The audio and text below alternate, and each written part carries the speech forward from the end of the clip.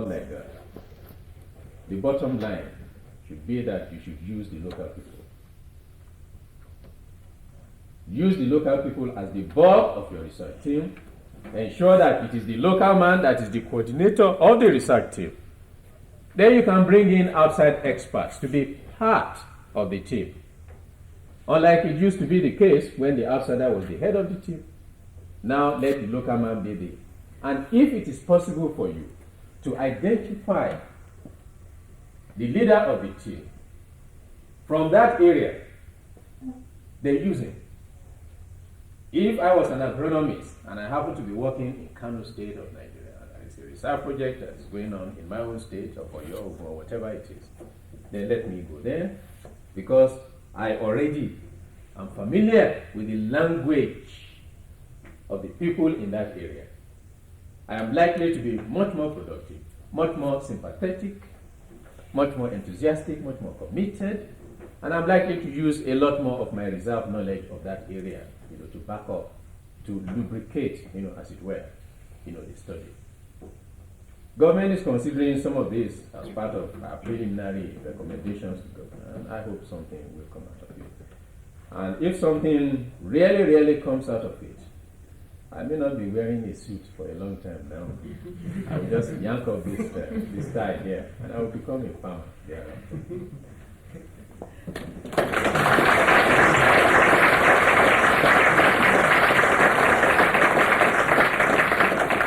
Thank you very much, Dr. Phillips, for an enlightening view of indigenous knowledge systems in Nigeria. We've got a few minutes left here. Thought we might open it up for questions and see if there's anything that people would like to ask Dr. Phillips. Anything at all?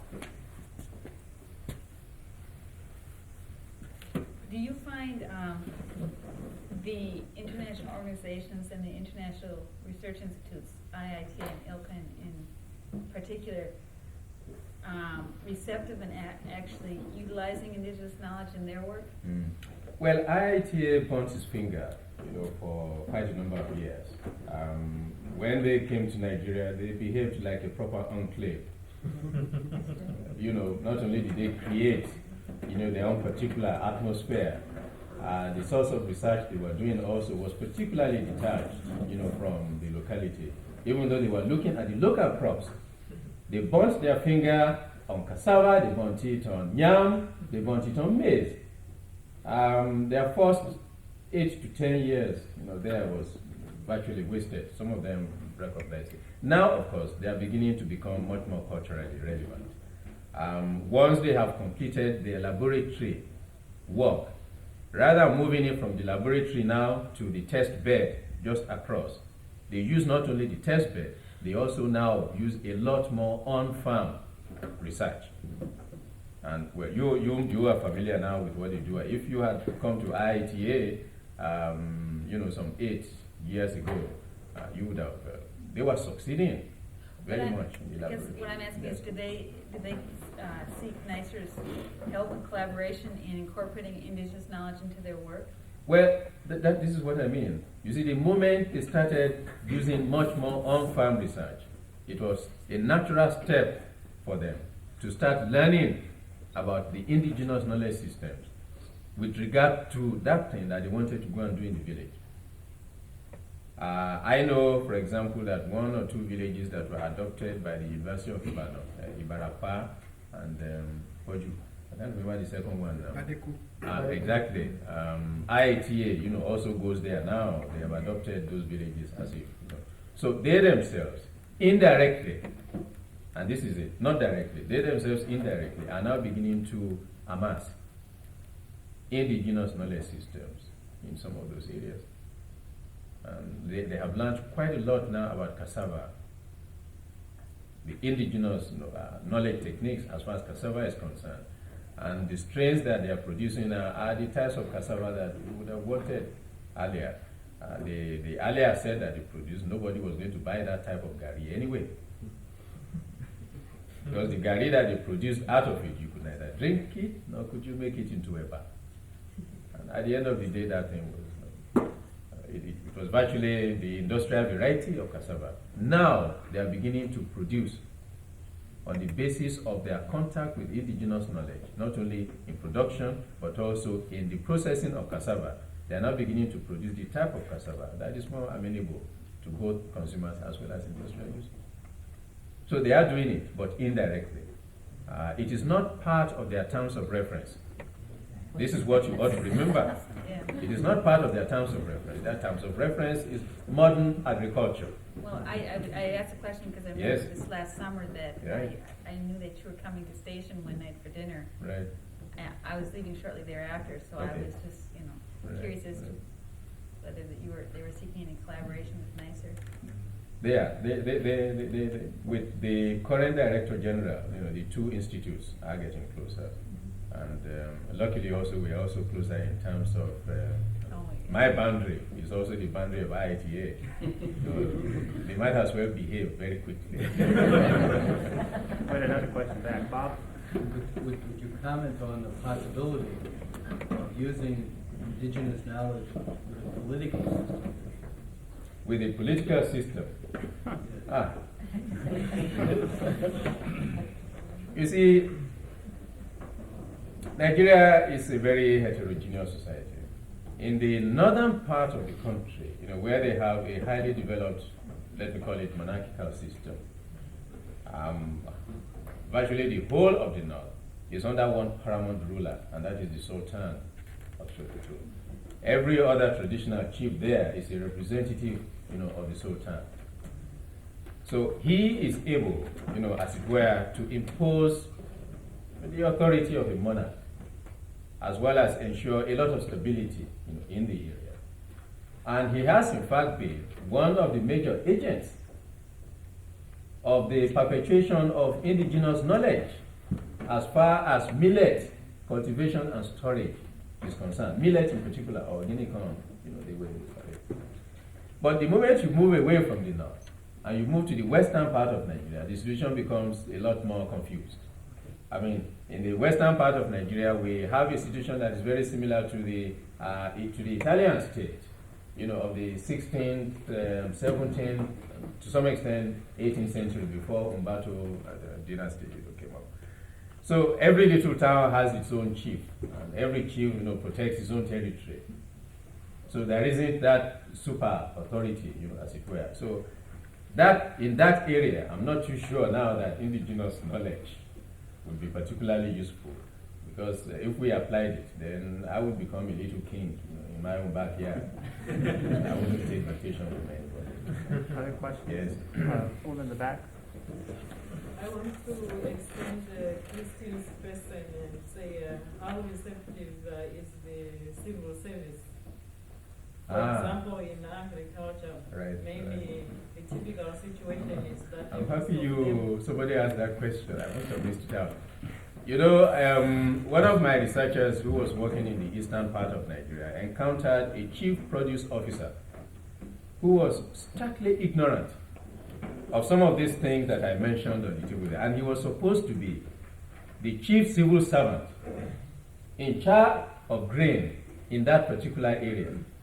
In fact, arising out of our contact with him, he has now started to send his own men to the field to go and find out how the farmers were doing this thing in the first place.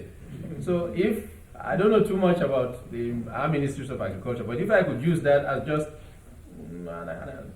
a sample, maybe not too representative, but let us generalize on that basis. I don't think they are particularly receptive. In fact, that is one of the problems about indigenous knowledge systems. The bureaucracy is not particularly receptive. They believe, for example, that it is the modern techniques are much more glamorous to them. And in terms of their understanding the systems, they also believe that they understand the modern system better than the indigenous farmer. To some extent, they may have a point. Because in one or two of the questionnaires, that were completed by our respondents, some of the farmers mentioned a number of things that really people like me and you will believe, like appeal to the spirits, and magic, and that sort of thing to keep the grain, particular periods of the month that you must handle the grain or you shouldn't handle the grain and that sort of thing. because of the spiritual world. Oh, I'm not saying it doesn't happen. It may not happen. Yes, but this is the sort of thing. And bureaucracies generally are impatient, of that sort of thing. So you, as it were, now find two negative components of the triangle. The bureaucracy is not very sympathetic. The farmer himself labors under an inferiority complex. And then you have the government itself that really wants to get away. Government thinks large scale, modern, on almost everything. Right here. I wanted to extend Olivia and Christian's question a little bit more, this time into the private sector, and maybe ask Mr. Beard how pioneers, research, marketing,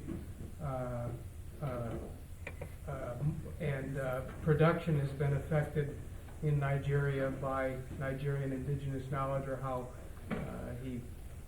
how Mr. Beard perceives that it will be affected. For Pioneer we've entered a lot of third world countries, and our success has been mixed, but I would say that we count on utilizing the indigenous knowledge systems of countries where we can, to that extent. We typically try to, as we look at a country, try to hire a researcher or a breeder that's from that country. Say in Nigeria, we would look for a Nigerian breeder or somebody, an agronomist that already had a familiarity with the country. We would not necessarily bring in somebody from the outside. And we would start small. We would start with usually small-scale testing. And we try as much as possible to work with organizations like ITA and others that may exist within the country to understand some of the cultural things and indigenous knowledge factors that are inherent within the country, and then to try to apply that. We are usually trying to do some testing and adapting different types of germplasm in that country to see what might be possible, and at the same time understand what they have used, because we find that the farmers have quite a collection of knowledge in and of itself. And if we're successful, we're able to combine those factors. And as we're able to develop, say, a variety or a hybrid in that country that might be marketable, then we work with the farmers slowly and through organizations like ITA to help extend the technology, perhaps modify the techniques that they've been using into something that may be more adaptable. So we have, in our efforts so far, thought small, moved in slowly, sized up the market, done some learning, and then expanded. We haven't been rushed to try to make an immediate profit in a country. So that's really been the things I can think of that how we've tried to apply it. Question in the back? I'm a firm believer in indigenous knowledge, and to be frank, I have made the profession of entomology, who confessed to me that his father is the greatest entomologist he has ever met, eager to support their statement. But given the situation in Nigeria today, very delicate situation in terms of food supply in Nigeria today, do you think that Nigeria is prepared to wait? Because from this talk, what I can gather is that this technique that you're talking about is not something that is handy, that it's a matter of just going there now and going to work for us immediately. Do you think, given the situation, the food supply picture in Nigeria, that we are ready to wait to have this particular technique? I don't think the problem is that of waiting. What I believe is important is that one should look at indigenous knowledge systems as something that you want to use, to expand, and to push into the long term, something you want to use on a permanent basis. There is a saying in Yoruba that the gravy that is going to be very tasty takes a long time to cook. If you hurry too much, putting all the ingredients together, that taste is going to taste, the gravy is going to taste very awful. I said there that I started, first of all, being a layman on this subject. I'm learning. This is a brand new area. It's not even in my major field, IKS. I thought that there were certain indigenous knowledge systems in grain storage that we could quickly use. That was how I started. And I had a gestation period of 1 to 2 years. It is now quite clear to me that not 1 to 2 years. Like I mentioned, a major bottleneck is in volume. The basics are already there, but the volume. Even simply getting the farmer to multiply the number of rumbos itself is a 1-year affair. So after the rumbos has been constructed, it is allowed to cure for some particular period. They probably won't be able to use the multiplied number until about 1991. But I think after they have crossed that bridge, then the sky is the limit. And it is that sky that I believe that indigenous knowledge systems should be aiming for. In other words, a situation in which once you start now using them within a modern setting, that is it. You can then sustain their usability well into the future, rather than a flash in the pan, in the short term. Time for about one more question here. Gentleman in the back. To what extent does your institute work with the local extension services? And my reason for asking that question is, will your research be looking at a way of incorporating improvements that would tend to bridge the gap between this locally available knowledge and the future of the use of what's available internationally? Right, but my institute doesn't have contacts with extension services. Like I said, we are not an experimental institute. We are a practical policy research institute. For example, in this study that I have just mentioned, the moment we move into the area of assessment of effectiveness, then we have to rely on the input of scientists in other stations, not within Bioinformatics Institute. We could do an assessment of the efficiency in terms of the cost-benefit analysis. How much more grain can you store per unit of money, and so on over a unit of time. We could do that. But the moment the matter begins to move into pure science or experimental activity, then we have to rely on other areas. So we don't have contacts. We don't use them. Extension officer. We are not basically an agricultural body. And I would think it probably would be very useful to begin to include them right from the start. Yeah, we are. Already. We have an agronomist on the team now. Even though what we are doing now is to simply assess what is on it. We have an agronomist now. And then, like I said, the moment we move to assessment of effectiveness, then a lot more of people like this agronomist, then comes into the team. That's about all we have time for tonight. A few of you might want to stay a few minutes afterwards and talk with Dr. Phillips, but help me thank him again for his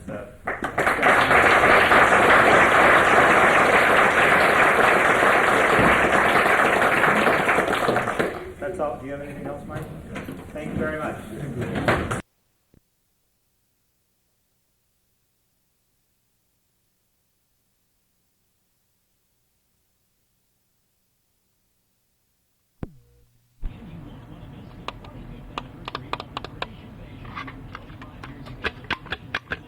Testing 1, 2.